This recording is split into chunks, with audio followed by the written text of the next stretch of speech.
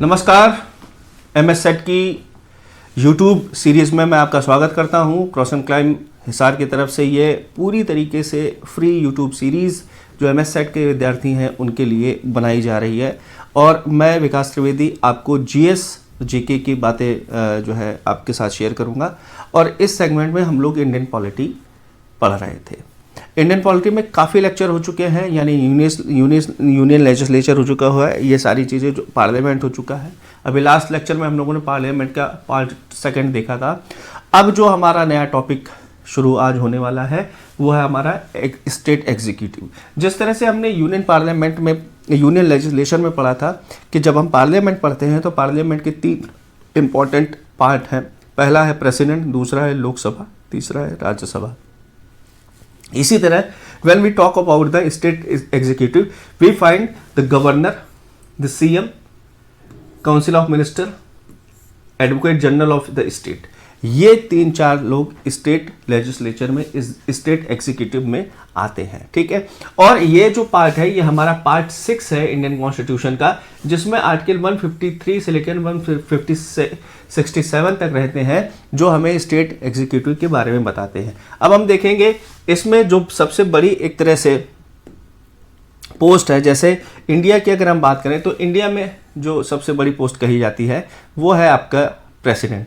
इसी तरह से यहाँ पर जो पोस्ट निकल के आ रही है वो गवर्नर निकल के आ रही है। आप यहाँ पर देख सकते हैं, जब गवर्नर की हम बात करेंगे तो गवर्नर जो आर्टिकल 153 है इसमें गवर्नर के बारे में कहा गया है कि हर स्टेट के लिए गवर्नर होना चाहिए। लेकिन वहीं जब 7th अमेंडमेंट एक्ट 1956 की बात करते हैं जिसमें 4-फोल्ड क्लासिफिकेशन को एबॉलिश किया गया था, उसकी जगह फजल अली कमीशन के आधार पर नए स्टेट्स का रीऑर्गेनाइजेशन किया गया था।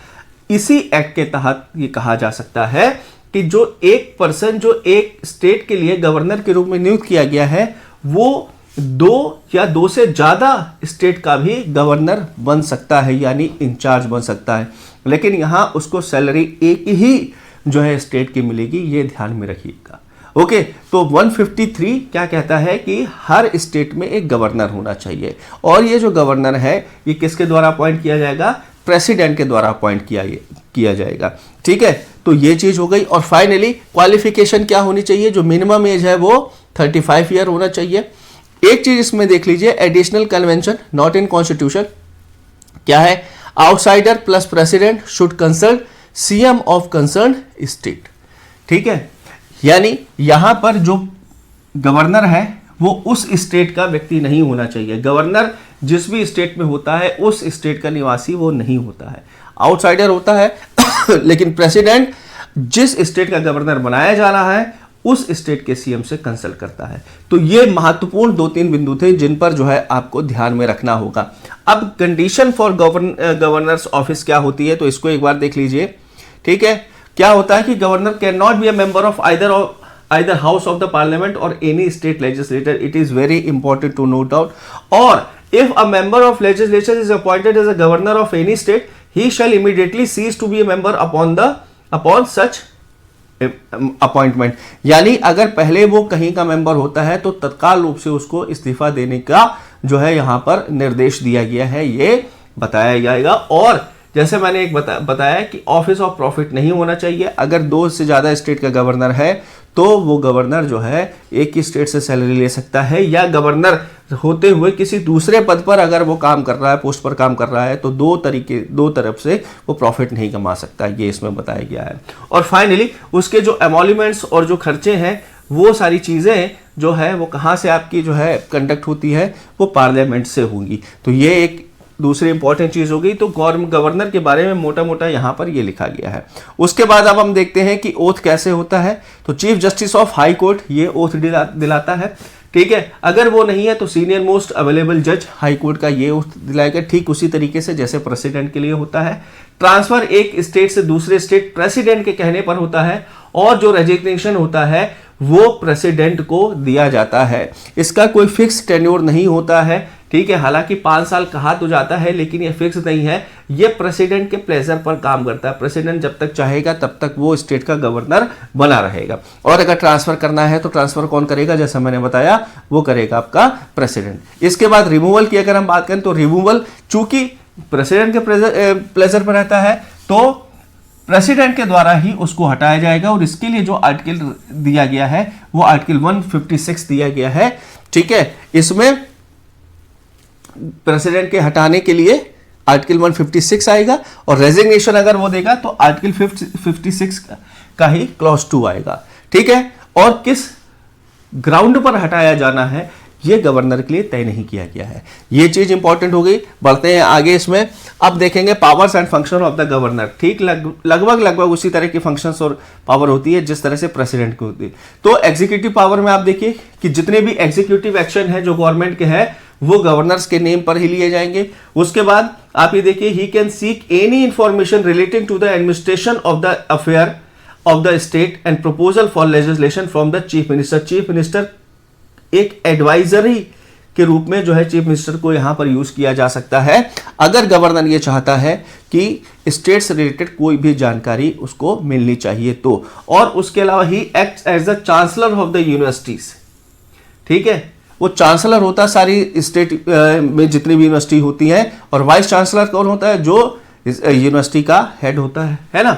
इसके बाद नेक्स्ट हम आएंगे, he can make recommendation to the president to impose constitutional emergency. बहुत इंपॉर्टेंट है कि क्या जो स्टेट इमरजेंसी होती है वो किसके द्वारा लगाई जाती है, तो उसमें एक गवर्नर ऑप्शन भी आपका रहेगा, लेकिन governor is not the right option. Right option क्या है, on the recommendation of the governor president can impose the state emergency. ठीक है, अंडर आर्टिकल 356। ठीक है, ये चीज निकल के आ रही। इसके अलावा चीफ मिनिस्टर्स को अपॉइंट करेगा, सबऑर्डिनेट मिनिस्टर्स को अपॉइंट करेगा, एडवोकेट जनरल ऑफ इंडिया को स्टेट को जो है अपॉइंट करेगा, स्टेट इलेक्शन कमिश्नर को अपॉइंट करेगा, chairman and member of state public service commission. ठीक उसी तरीके से जैसे प्रेसिडेंट, ठीक है, सेंट्रल लेवल पर अटॉर्नी जनरल हो गया, chairman of UPSC and UPSC member हो गया, या जो है पीएम हो गया, या जो है काउंसिल ऑफ मिनिस्टर्स हो गए, इनको अपॉइंट करता है। ठीक उसी तरीके से गवर्नर स्टेट में अपनी रिस्पॉन्सिबिलिटी को निभाता है। उसके बाद लेजिस्लेटिव पावर में देखिए, जिस तरह से प्रेसिडेंट सम्मन और प्रोरोग कर सकता है, ठीक वही जो है गवर्नर भी कर सकता है। यानी एक बार अगर आपने प्रेसिडेंट के बारे में पढ़ लिया तो इतना याद रखिए कि लगभग वही सारी चीजें आप गवर्नर के बारे में भी पढ़ेंगे। ठीक है, तो जो सेशन है, जो विधानसभा का सेशन है, उसको सम्मन करना, उसको प्रोरोग करना, ये इसका काम है। इसके बाद फिर nominates 1/6 of the member of the state legislative council, यानी जहां पर लेजिस्लेटिव काउंसिल्स हैं, ठीक है, यानी इसके जो मेंबर होंगे वो एमएलसी कहलाएंगे। उत्तर प्रदेश हो गया, ठीक है, तमिलनाडु हो गया, कर्नाटक, तमिलनाडु आई थिंक, हाँ तमिलनाडु, बिहार हो गया। ये जो आपके स्टेट है, यहाँ पर राज्यसभा की तरीके का ही एक परमानेंट सदन होता है जिसको हम विधान परिषद बोलते हैं। वहाँ के लोगों को जो है 1/6 मेंबर वहाँ के लोगों को ये नॉमिनेट करता है।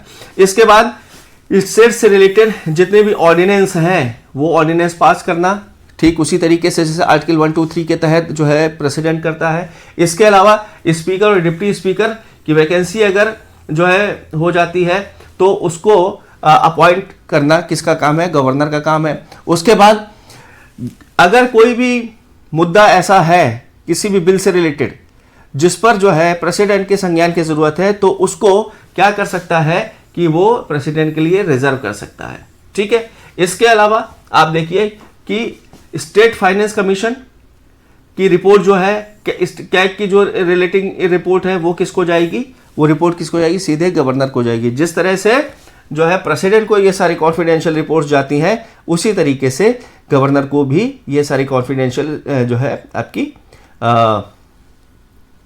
रिपोर्ट्स जाएंगी।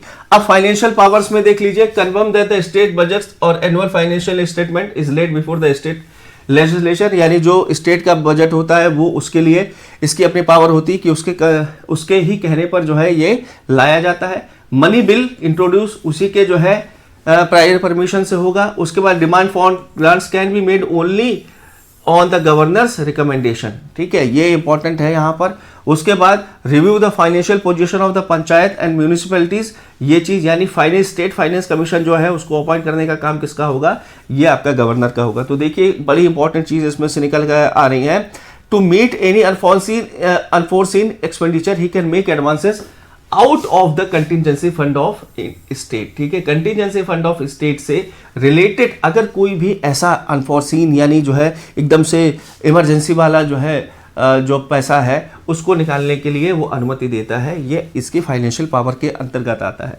उसके बाद फिर जुडिशियल पावर की हम बात करते हैं तो आप governor is consulted by the president while appointing the जजेस of the concerned high court. It is very important. ठीक है, इसमें दूसरा ऑप्शन आपका सीएम दिया जा सकता है, लेकिन सही ऑप्शन क्या है, वो है आपका गवर्नर। ठीक है, he can make appoints posting and promotion of district जजेस, very important. He appoints the person of judicial service of the state other than the district जज, ये इंपॉर्टेंट है आपका, in consultation with the state high court and the state public service commission.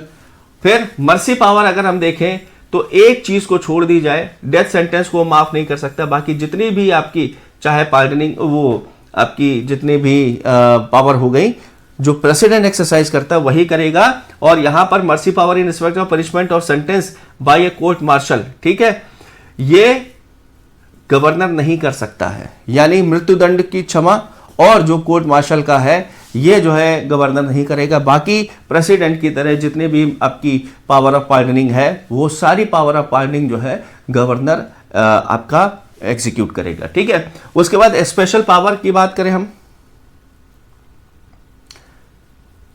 331 से लेकर 331 जे तक की अगर हम बात करें तो ये स्पेशल स्टेटस के बारे में यहां पर बताया जा रहा है। तो नागालैंड के कंसर्न में देखिए, with respect to law and order in the state for so long as the internal disturbance in the Naga Hill Tuensang area continues. ठीक है, उसके बाद दूसरा आसाम में हम देखते हैं तो आसाम में क्या है कि administration of the tribal area है। मणिपुर में with respect to the administration of the hill area आ गया, तो हिल एरिया नागालैंड और मणिपुर में आ गया।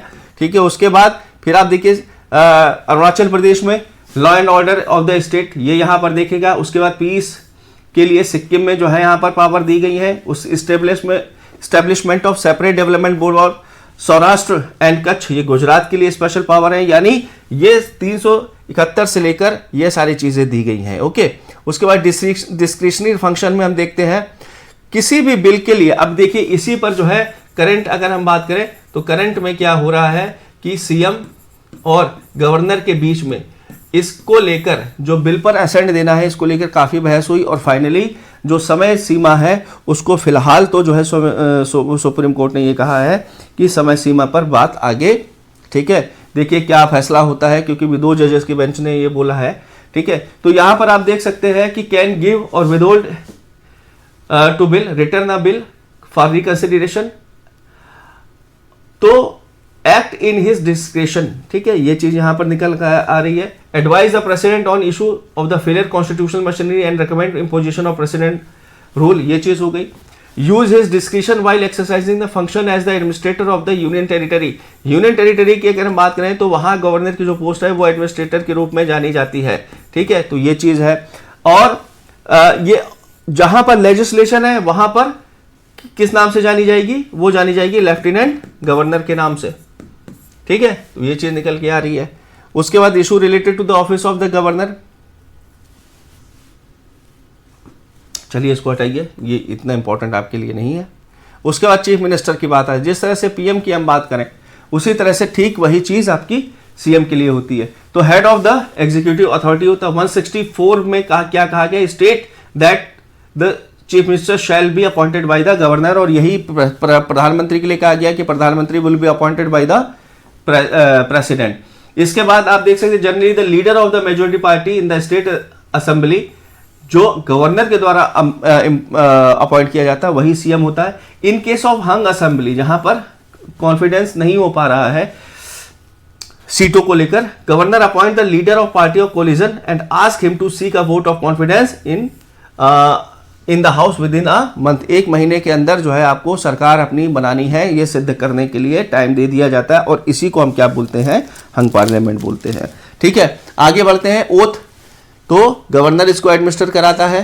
इन oath swear allegiance to constitution uphold sovereignty integrity, और ये सारी चीजें टर्म फिक्स नहीं है क्योंकि गवर्नमेंट के टर्म नॉट फिक्स, क्योंकि 5 साल के पहले जो है क्या कहते हैं, अगर सरकार गिर गई तो इसका टर्म खत्म हो जाएगा, वरना 5 साल तो होता ही है।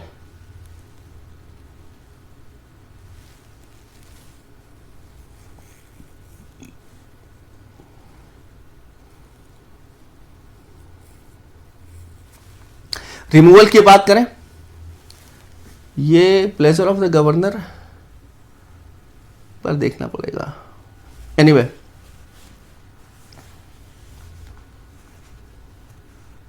चलिए, रिमूवल की बात करें, can not be dismissed as long as enjoy majority support, if loses confidence in the assembly must resign to the governor and dismiss him. तो ये चीज आएगी, हाँ ठीक है।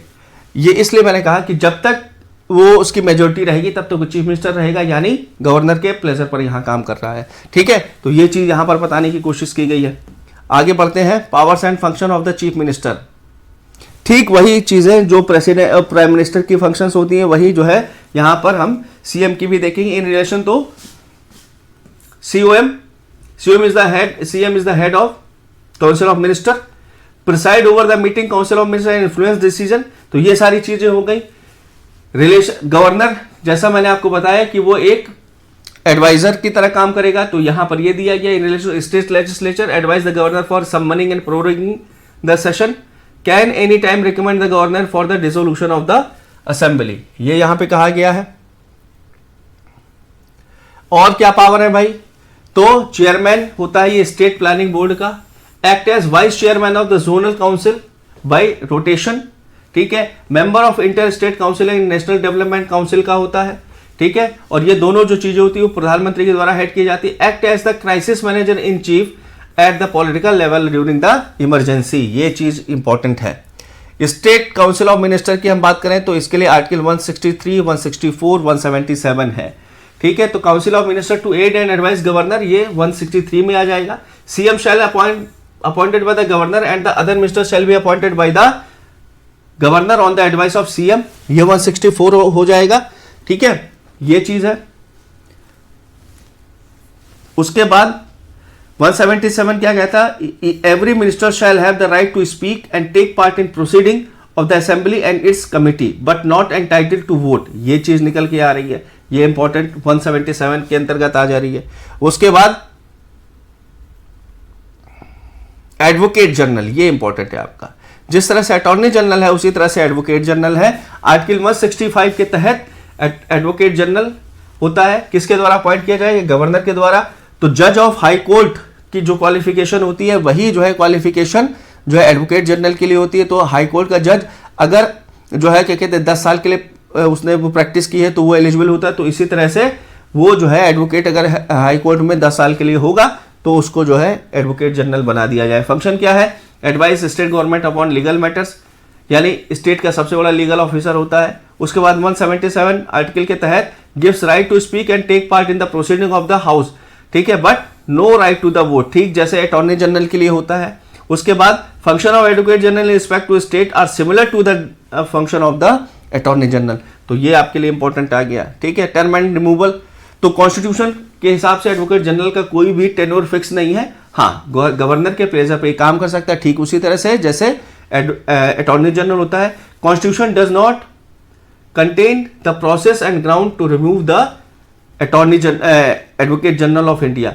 Governor can remove him or her at any point in the time. क्यों? क्योंकि governor के प्लेजर पर काम कर रहा है। रेजिग्नेशन किसको देगा? स्टेट गवर्नर को देगा। तो ये चीज इसमें बताई गई है। So this is all about the today's lecture. मिलेंगे एक दूसरे लेक्चर के साथ। Thank you.